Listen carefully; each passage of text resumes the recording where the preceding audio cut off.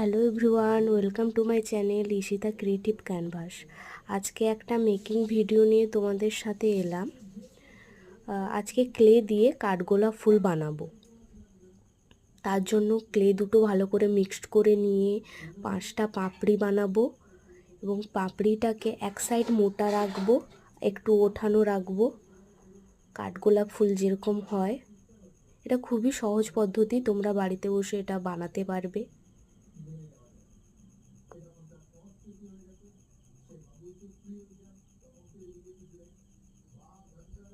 Same হবে, 5টা পাপড়ি যেন একই রকমের হয়।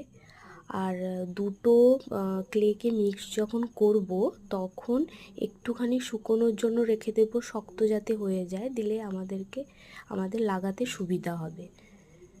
পাপড়িগুলোকে পরপর এইভাবে লাগিয়ে নিচ্ছি।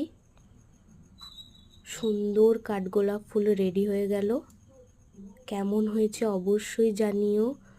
দেখা হবে পরের ভিডিওতে। টাটা।